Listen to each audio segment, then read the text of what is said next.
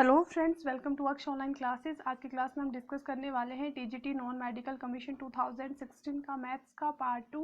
Part 1 हमने पहले ही discuss कर लिया है। जिन्होंने मेरी पहली वीडियो नहीं देखी है, डिस्क्रिप्शन में उसका लिंक है, आप उसको चेक कर सकते हैं।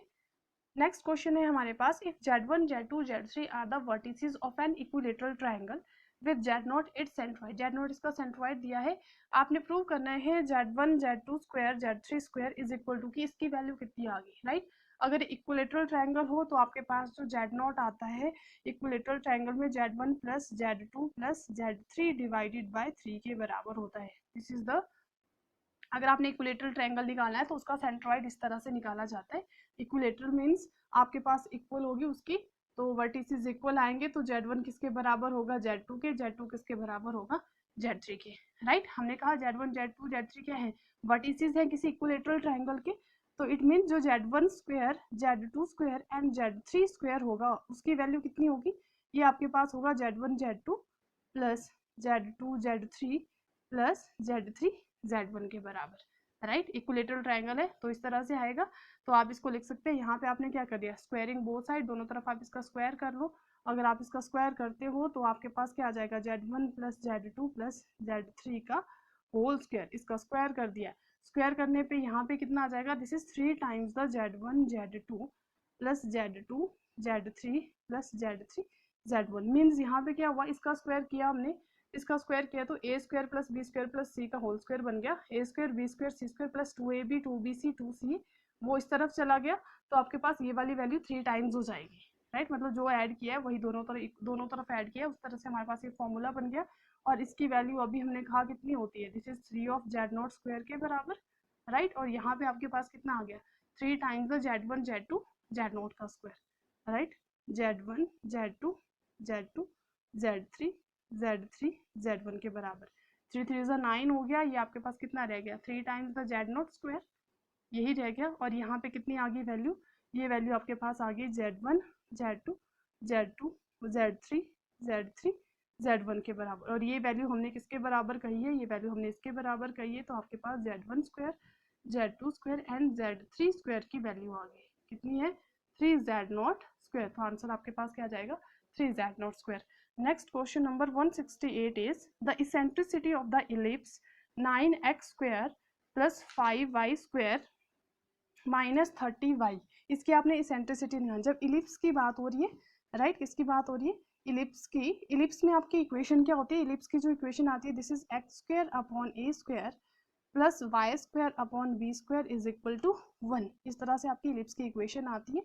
अगर आपने इसेंट्रिसिटी निकालनी है तो इसेंट्रिसिटी का फॉर्मूला क्या होता है, this is 1 minus a square upon b square. 1 minus a square upon b square कब होगा, अगर बी ग्रेटर देन 0 है।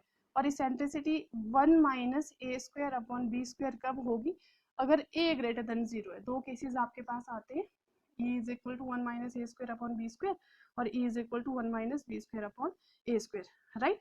तो a square upon b square कब होगा, जब बी ग्रेटर देन 0 है। और यहाँ पे सॉरी, यहाँ पे आना था B square upon a square, b square upon a square कब होगा, जब ए आपके पास ग्रेटर देन 0 है। तो आपके पास इक्वेशन क्या दी है, 9x square plus 5y square minus 30y equal to 0। इस इक्वेशन को हमने इस फॉर्म में पहले तो लिखना है।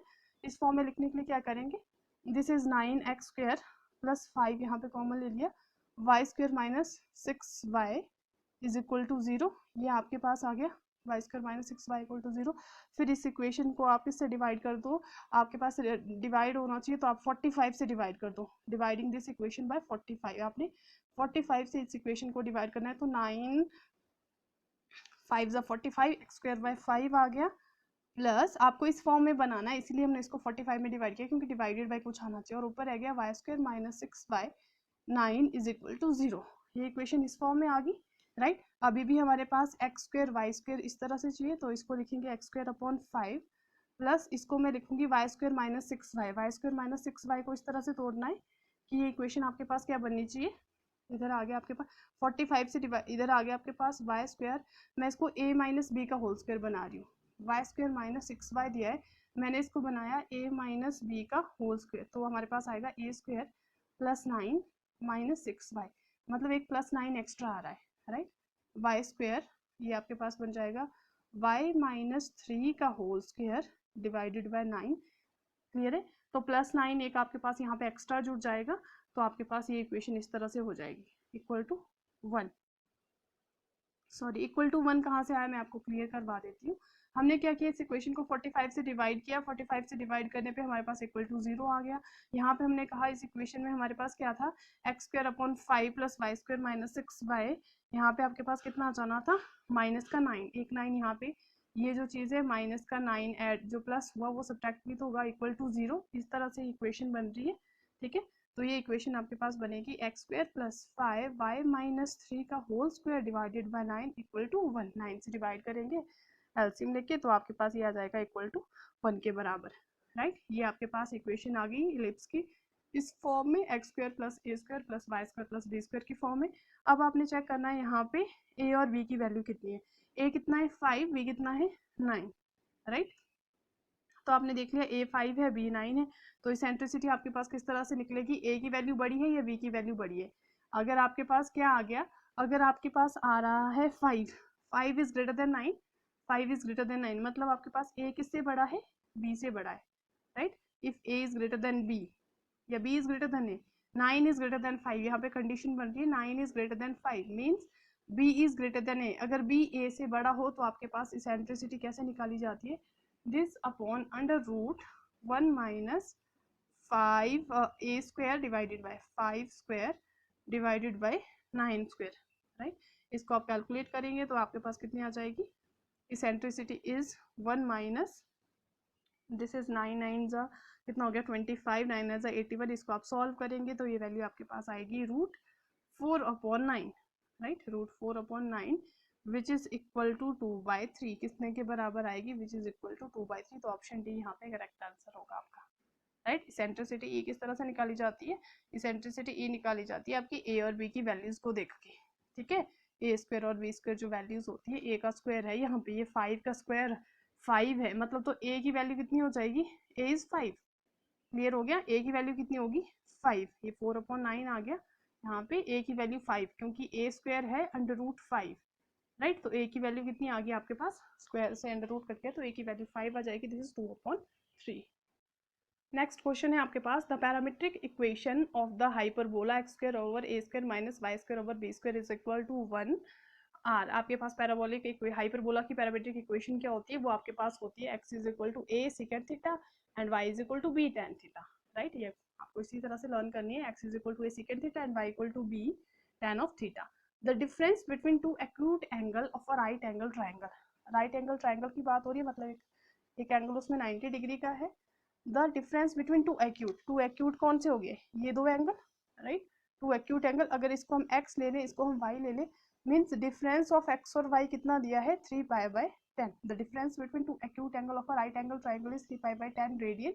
द एंगल इन डिग्री, इसको आपने किस में निकालना है, डिग्री में निकालना है, राइट। ये कितना दिया है 3π/10 के बराबर दिया है। 3π/10 को आप इसमें कन्वर्ट करेंगे, इसको कन्वर्ट करेंगे आप डिग्री में, आपके पास क्या आता है, pi radian is equal to 180 degree, आपके पास रिलेशन होता है, pi radian is equal to 180 degree के बराबर, क्लियर हो गया। Pi radian is equal to 180 degree means 1 radian कितना आ गया यहाँ से 180/पाई degree, pi radian is equal to 180 degree, ये आपके पास डिग्री और रेडियन का रिलेशन आता है। तो यहाँ से आप क्लियरली, अगर आपको सिंपली एंगल निकालना है तो सिंपली कर सकते हैं x + y + 90 डिग्री, 90 डिग्री कौन सा आ गया, ये x है, ये y है, 90 टोटल कितना आ जाएगा 180, मीन्स x + y कितना है आपके पास 90 आ गया। इसको सॉल्व किया, इक्वेशन 1 ये है, डिफरेंस सेकंड का ये आ गया, पाई की यहाँ पे वैल्यू पुट कर देंगे, 180 वैल्यू पुट कर दो तो कितना आ गया 3 × 180, 0 से 0 कट हो गया 54, एक इक्वेशन आ गई x - y is equal to 54। दोनों को सॉल्व करेंगे यहाँ पे सब्स्टिट्यूशन मेथड या एलिमिनेशन मेथड से, वहाँ से आपकी x की वैल्यू भी निकल जाएगी और y की भी, ठीक है। ऐड कर रहे हैं इक्वेशन को, तो 2x is equal to 4 9 10 14 144, then x is equal to 72 degree, x की वैल्यू कितनी आ गई 72, और y निकालना है तो x में पुट कर दो, x is equal to 72 plus y is equal to 90 - 72, 90 - 72 कितना हो जाएगा 18 डिग्री। तो आपके पास कितनी आ जाएगी 72 एंड 18 डिग्री, राइट। ये आपके पास क्या रिलेशन आ गया, x is equal to 72 and y is equal to 18 degree. Clear हो गया? यहाँ से आप इसको चेक कर सकते हैं। एक्स एंड वाई की जो वैल्यूज आएंगी आपके पास, एक्स इज इक्वल टू, ठीक है। Next question is the general solution of tangent 3 theta tan theta is equal to 1 is. आपने जनरल सॉल्यूशन निकालना है किसका? क्वेश्चन आपके पास दिया है टेंजेंट ऑफ 3 थीटा, 171 क्वेश्चन है। Tangent of theta is equal to 1, right. tan theta का मोस्टली मुझे फॉर्मूला नहीं आता है, तो मैं हमेशा इसको कन्वर्ट करती हूँ साइन कॉस में। तो आपको अगर टेंजेंट थीटा का आता है तो डायरेक्ट पुट कर दे tangent 3 theta sine over cos theta is equal to 1 हो जाएगा। तो यहाँ पे कितना आ गया? साइन 3 थीटा, इसको आप क्रॉस मल्टीप्लाई कर लो, sine 3 theta into sine theta is equal to cos of 3 theta into cos of theta. इसको एक तरफ ले आओ, sine 3 theta into sine theta minus cos 3 theta into cos of theta. ये फॉर्मूला के sine a sine b minus cos a cos b किसका formula होता है? This is sine cos a plus b, cos a plus b is equal to 0। तो आपके पास कितना आ गया? Cos of 4 theta is equal to 0। Cos of 4 theta की वैल्यू कितनी आ गई? 0, ठीक है, 0 आ गई। अब थीटा आपने बताना है कि cos of 4 theta means cos theta 0 किस पे आता है? उसकी एक जनरल फॉर्म होती है। कॉस थीटा जब 0 होता है उसकी एक जनरल फॉर्म किस पे होती है? This is 2n plus 1 pi by 2, ये होती है 0 पे कॉस थीटा की। कॉस थीटा की जनरल फॉर्म किस पे होती है? 0 पे, 2n प्लस 1 पाई बाय 2। हमें चाहिए किसकी वैल्यू? 4 थीटा की। तो इस इक्वेशन को 4 से मल्टीप्लाई कर देंगे, 2n प्लस 1 पाई बाई 2 की क्या हो जाएगा? पाई बाई 8 हो जाएगा। 4 से मल्टीप्लाई हो जाएगा, this is pi by 8, right. तो आपके पास क्या आ जाएगा इसका answer? 2n plus 1 pi by 2। Pi by 2 एक जनरल फॉर्म होती है कॉस थीटा के लिए, जहाँ पे कॉस थीटा 0 होता है, ठीक है।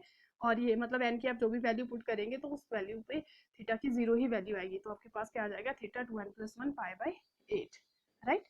नेक्स्ट क्वेश्चन है आपके पास the percentage error in calculating the area of triangle when an error of 2% is made in measuring its side is। Rectangle की बात हो रही है, ये रेक्टेंगल है, राइट। एक x होता है, एक y। अगर हम मान रहे हैं एक इसकी x साइड है, एक इसकी y साइड है, तो उसका एरिया कितना हो जाएगा? x y हो जाएगा। तो बता रहे percentage error in calculating it's area of rectangle when an error of 2%। तो x का 2% कितना हो जाएगा? x का 2% 2 divided by 100 which is equal to 2x divided by 100। और उसी तरह से y कितना हो जाएगा? 2y divided by 100। तो मीन्स उसकी एक्चुअल लेंथ कितनी होगी? 2x डिवाइडेड बाय 100, और दूसरी होगी y plus 2y divided by 100, right. तो इसको आप एलसीएम लेंगे तो 100, ये कितना हो जाएगा? 102x, और सेकंड आ जाएगा 102y डिवाइडेड बाय 100। एक आपके पास लेंथ आ गई, ये आपके पास ब्रेड्थ आ गई।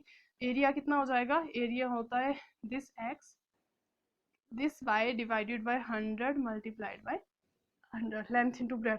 आप इसको मल्टीप्लाई करेंगे, मल्टीप्लाई करके आपके पास क्या आ जाएगा? दिस इज 1 2 3 4 एंड 102 एंड 102, इसको मल्टीप्लाई करेंगे, दिस इज 10404 के बराबर होता है। इसको आप कैलकुलेट करेंगे तो ये वैल्यू आपके पास कितनी आ जाएगी? ये आपके पास क्या आ गया? ये आपके पास आ गया x y. X y means ये आपके पास आ गया जो आपका आपने बताना है कि जो कितने प्रतिशत की त्रुटि हुई, मीन्स आपने एरर निकालना है। एरर, एरर कैसे निकाला जाता है? एरर ये आपके पास आ गया जब उसने एक्चुअल में उसका एक्चुअल वैल्यू ये है, राइट, एक्चुअल वैल्यू, और ये आपके पास आई जो दूसरी मेजर्ड वैल्यू है जो हमने मेजर करी। तो एरर क्या आ जाएगा आपके पास? जो मेजर वैल्यू करी वो माइनस जो एक्चुअल वैल्यू हुई, इसमें से आपने इसको माइनस कर देना है। 10404 x y divided by 100 minus of x y. इसको आप इसमें से माइनस कर देंगे तो कितना आ जाएगा? माइनस करेंगे तो ये वैल्यू आपके पास कितनी आ जाएगी? 1 2 3 4 for this 10404 minus of x y. Minus करेंगे इस वैल्यू को तो यहाँ से एक एक्स वाई और कट हो जाएगा, एलसीएम लेंगे तो यह बन जाएगा 10404 x y minus 1234 x of y. इसको माइनस करना है, माइनस करेंगे आपके पास ये वैल्यू अप्रोक्सीमेट कितनी आ जाएगी? 4.04%। जब आप इसको कैलकुलेट करेंगे तो वैल्यू आपके पास कितनी आ जाएगी? मतलब 4% का एरर इसमें आएगा, right, error of 4%। Next is the area of cardioid are a 1 minus cos theta is. Cardioid का एरिया जब आप निकालते हैं तो वो किसके बराबर होता है? 3 pi by 2 a square, 3 pi by 2 a square के बराबर होता है। 3 pi by 2 a square, this is the area of cardioid. ये फॉर्मूला आपको एज इट इज लर्न करना पड़ेगा, area of cardioid, right. Next question is next question में आपसे पूछा गया है इफ डी इक्वल टू 1 1 1, मतलब आपको डिटर्मिनेंट की वैल्यू दी है, राइट। डिटर्मिनेंट आपको दिया है 1 1 1 1 1 प्लस एक्स 1 1 1 1 प्लस वाई, जहाँ पे x not equal to 0 and not equal to y है। आपने इस डिटर्मिनेंट की वैल्यू निकालनी है और बताना है क्या ये डिविजिबल किससे हो रहा है। तो डिटर्मिनेंट का एक रूल होता है कि अगर आपने डिटर्मिनेंट की इस तरह से वैल्यू निकालनी है, राइट, तो आप इसको सॉल्व करेंगे। अगर आप देखेंगे आपके पास इक्वेशन दी है 1 1 प्लस एक्स के बराबर, अगर कोई भी आपकी रो या कॉलम जीरो हो जाता है तो डिटर्मिनेंट निकालना इजी हो जाता है। तो मैं यहाँ पे देख रही हूँ C1 C2 में, C2 पे ऑपरेशन लगा रही हूँ कॉलम पे। C2 पे कौन सा ऑपरेशन लगा रही हूँ, that is C2 minus C1 और C2 कौन सा है, ये आपकी रो है, first row second row third row, first column second column and third column. Second column में C2 माइनस C1 आप करेंगे तो क्या आएगा 1 1 1 ऐसा ही रहेगा, 0 x 1 माइनस 1 यहाँ पे क्या आ जाएगा, C2 पे ऑपरेट किया है तो 1 माइनस वाई, तो यहाँ पे कितना रह जाएगा, ये आपका y रह जाएगा, राइट। और यहाँ पे 1 1 1 इस तरह से आएगा, 1 में से माइनस करेंगे, दिस इज 1 माइनस वाई, तो आपके पास ये माइनस वाई आ जाएगा।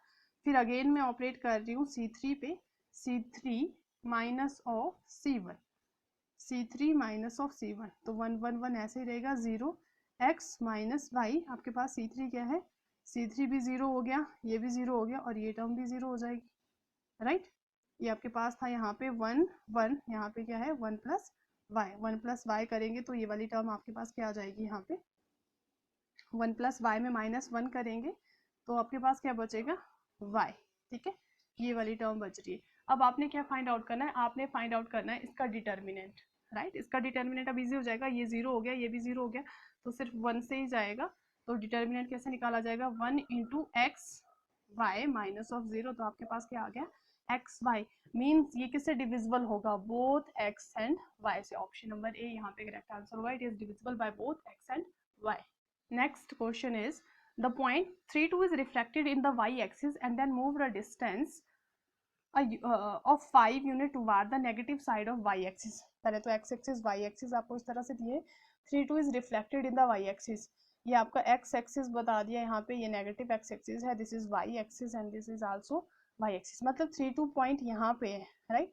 x3 है 1 2 3 और y कितना है 2, राइट। ये 3 2 पॉइंट यहाँ पे एक्चुअल में यहाँ पे है, ये रिफ्लेक्ट हो रहा है, रिफ्लेक्ट मतलब आपको मिरर पे जिस तरह से इमेज दिख रही है, इस रिफ्लेक्टेड ऑन वाई एक्सिस, इस तरफ को आपको रिफ्लेक्ट होता दिख रहा है यहाँ पे, राइट। यहाँ पे ये पॉइंट आ जाएगा, तो ये पॉइंट क्या आ जाएगा, यहाँ पे -3, एक्स यहाँ पे -3 और वाई कितना हो जाएगा 2, दिस इज -3 and 2, 3 2 इज रिफ्लेक्टेड ऑन वाई एक्सिस पे रिफ्लेक्ट हो गया and then moved a distance 5 unit toward the negative side of y axis, y की नेगेटिव साइड कौन सी है, in the downward direction 5 unit, 2 unit तो ऑलरेडी यहाँ से यहाँ हो गया, 5 हो जाएगा 1 2 3, मतलब जो आपका वाई एक्सिस है वहाँ पे यहाँ पे आएगा ये पॉइंट, जो नेगेटिव का क्या आ जाएगा यहाँ पे -3, आपका जो पॉइंट होगा वाई आ जाएगा -3 और ये पॉइंट कौन सा आ जाएगा, एक्स आ जाएगा -2, राइट।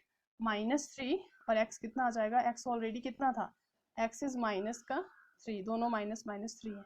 आप देखेंगे ना यहाँ पे 2 का डिस्टेंस है, 3 नीचे को हो गया, 5 का डिस्टेंस, इसको डाउनवर्ड करना था, मूव करवाना था, और ये ऑलरेडी 3 के डिस्टेंस पे एक्स की वैल्यू यहाँ पे -3 थी, तो यहाँ पे नेगेटिव में -3 और -3, तो आपका कौन सा आ जाएगा, option number c is the correct answer, right.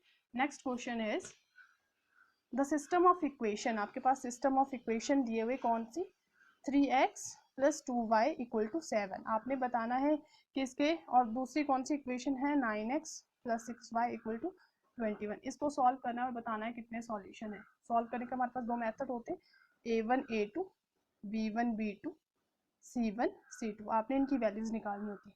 अगर आपके पास ये जो वैल्यू है A1 A2 B1 B2 C1 C2, सारी की सारी वैल्यूज क्या आए, बराबर आए, अगर ये वैल्यूज क्या होगी, इक्वल होंगी, इट मीन्स इसके हमारे पास कितने सॉल्यूशंस आएंगे, मैनी सॉल्यूशंस, अगर सारी बराबर आती हैं तो। अगर आपके पास A1 A2 not equal to B1 B2, अगर ये B1 B2 के बराबर नहीं आती, इट मीन्स इसका कितने सॉल्यूशन होंगे, यूनिक सॉल्यूशन होंगे। और अगर A1 A2 बराबर होगा B1 B2 के, बट ये बराबर नहीं होगा C1 C2 के, इट मीन्स इसका कोई सॉल्यूशन नहीं होगा, राइट। ये 3 कंडीशन सिस्टम ऑफ इक्वेशन में आपने ध्यान रखनी है। तो आपके पास आप देखेंगे A1 3 है, ये B1 2 है, 3/9 2/3, ये आपके पास कितना है 7/21। तो आपकी जो रेशो आ रही है 3 3 9 1/3, तो सारी क्या आ रही है इक्वल आ रही है, इक्वल आ रही है। तो it means it has infinitely many solution, right. Next question है आपके पास 192। आपने डिटर्मिनेंट किसका निकालना है 1/A 1/B 1/C 1 1 1 BC CA and AB। आपने किसकी वैल्यू निकालनी, इसका डिटर्मिनेंट निकालना है, इस डेल्टा की वैल्यू निकालनी है। आप देखेंगे यहाँ पे 1 1 1 ऑलरेडी है, यहाँ पे BC है और यहाँ पे CA, मतलब यहाँ पे A B और C ABC, यहाँ पे ABC की कमी है तो ये पूरा आइडेंटिकल हो जाएगा। डिटर्मिनेंट का एक रूल होता है, अगर कोई भी रो आपके पास कॉलम आइडेंटिकल आता है तो उसकी वैल्यू कितनी हो जाती है 0 हो जाती है, राइट। तो हमने इसको क्या बनाना है आइडेंटिकल, सॉल्व भी कर सकते हैं इसको तब भी 0 ही आएगा। आइडेंटिकल बनाने के लिए मैंने क्या कर दिया डेल्टा, इसको इस पूरी इक्वेशन को किससे डिवाइड कर दिया, इसको मैंने A से डिवाइड कर दिया, A से मल्टीप्लाई करूंगी पूरी इक्वेशन को। This is 1 A ABC 1 B ABC 1 C ABC, right. तो ये आपकी आइडेंटिकल आ गई, आपके पास 2 रोज बिल्कुल आइडेंटिकल है। इट मीन्स इसका डिटर्मिनेंट कितना आएगा आपके पास 0, राइट।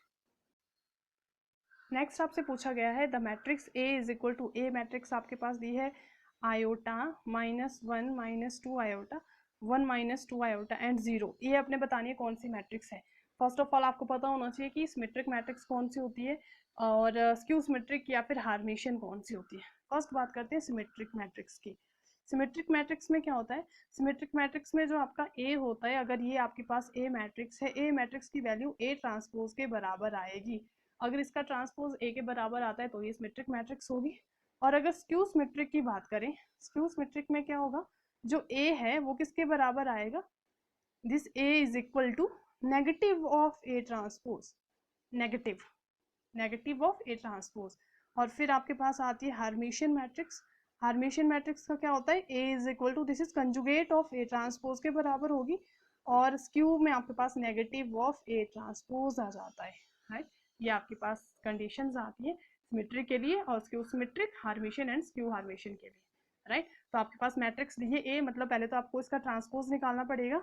तो A ट्रांसपोज किसके बराबर हो जाएगा, this A transpose is equal to आपके पास क्या आ जाएगा iota -1 -2 iota and 1 -2 iota and 0। आपने क्या किया, रो और कॉलम को इंटरचेंज किया और कुछ नहीं, ट्रांसपोज का मतलब आयोटा, फिर 1 -2 आयोटा आपने ये यहाँ ले लिया और ये वाली रो को आपने इस तरह से कॉलम में लिख दिया, ठीक है। अब आप देखेंगे ये A के बराबर नहीं आ रही है तो ट्रांसपोज तो है ही नहीं, नेगेटिव भी नहीं होगा, नेगेटिव आप कॉमन लेंगे तो भी आपके पास नहीं आएगा, 1 प्लस हो जाएगा। तो अब बचता है आपके पास कंजुगेट। अब इसका कंजुगेट ले लो, राइट। जब इसका कंजुगेट लेंगे तो किसके बराबर हो जाएगा, A conjugate of transpose, this iota is equal to minus of iota, this is -1 + 2 iota, this is 1 + 2 iota is equal to 0। क्या ये इसके बराबर आ रहा है, नहीं, अभी भी नहीं आ रहा है। मतलब अगर आप यहाँ पे देखेंगे, अगर आप यहाँ पे नेगेटिव कॉमन ले लेते हैं तो ये इक्वेशन सेम A के बराबर आ जाती है, राइट। आप चेक करके देख सकते हैं। इट मीन्स ये कौन सी मैट्रिक्स है, this is skew Hermitian matrix, right. This is skew Hermitian matrix, skew Hermitian matrix आपके पास आ जाएगी, this is skew Hermitian matrix. Next video में हम इसके नेक्स्ट पार्ट डिस्कस करेंगे, पार्ट 3, क्योंकि इसके क्वेश्चंस अभी भी कुछ रह जाते हैं। तो आप देख सकते हैं ये 16 का पेपर बिल्कुल डिफरेंट है, जो आपके 18 और 20 में जो एग्ज़ाम हुए थे उससे बिल्कुल ही डिफरेंट आया हुआ है। तो अभी पैटर्न बिल्कुल चेंज है, तो दोबारा से आपको ये रिपीट हो सकता है। तो प्लीज़ वीडियो को शेयर करें, सब्सक्राइब करें